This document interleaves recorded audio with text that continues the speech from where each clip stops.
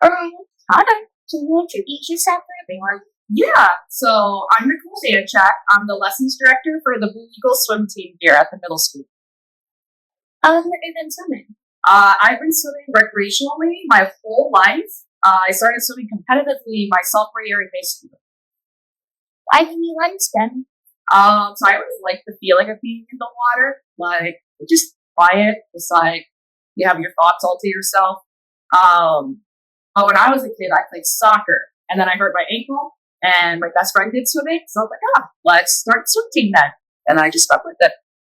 Wow, what's your favorite stroke? Back stroke, because I can breathe the whole time. How long have you worked with Blue? I've been with Blue for about 2.5 years now. Why do you believe swimming is important?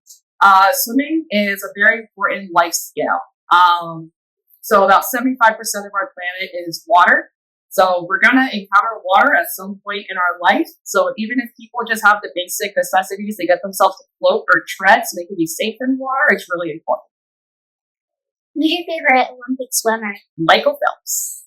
What age do you think kids can start swimming As soon as possible. So I think the earlier the better.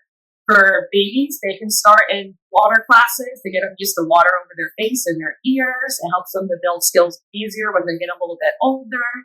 Swimming competitively, I would say probably about 4 or 5. They can start learning basic strokes of freestyle and backstroke. And then it's just building on the endurance and everything else.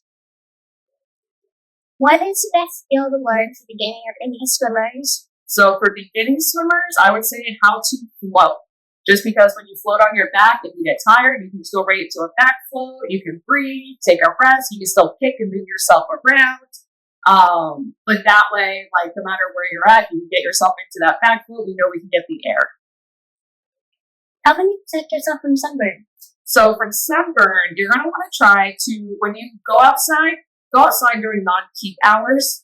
So like the sun's at the highest point, like 11 to like 1-ish, 2-ish in the afternoon.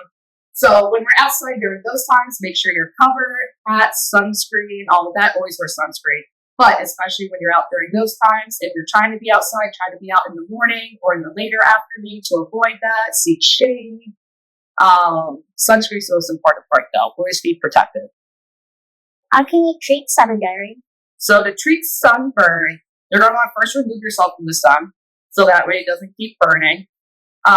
You can run cool water over it to help. The big thing is going to be keeping it moisturized with like a non-scented lotion that's like high with vitamin E or like aloe vera. Because you think of it, it's like a burn, so it dries it out. The more you keep it moisturized, it'll help it to heal a little bit better. How can you treat these things with bed bugs if they happen at the pool?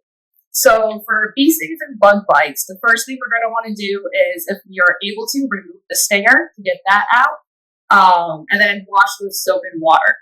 For bug bites, same thing, wash it off with soap and water, just because usually when the bugs bite, they leave something on our skin that causes like an itchy reaction. But then if you have that itchiness, just use like antihistamine or anything like that for it. Can you explain what hypothermia is and how dangerous it can be? Yes, so hypothermia is like the loss of your body heat. So it's like as you get colder in the water, like you're swimming for a really long time, our body temperature starts to drop down. Not here. You guys have a nice warm pool. But yeah, like if you guys were to be outside in the winter time, we get really cold, our body temperatures drop. It's not good for us because usually what ends up happening is as our body temperatures drop, the most important stuff in our body is right in the center. So all the blood gets pulled in the center. And then our limbs don't really have as much blood flow so we can have injuries with that aspect.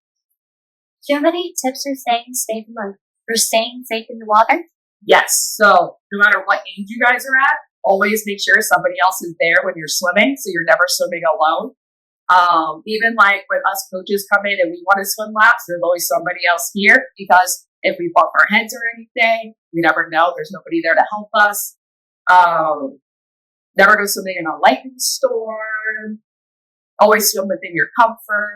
Know the depth of the water that you're going into. So like even if it looks shallow, know for a fact that like it's not deep or not shallow or anything. So you don't accidentally go in and then it's not as deep as you thought it was going to be. Well, thanks again for helping me with my self-reward. You're welcome.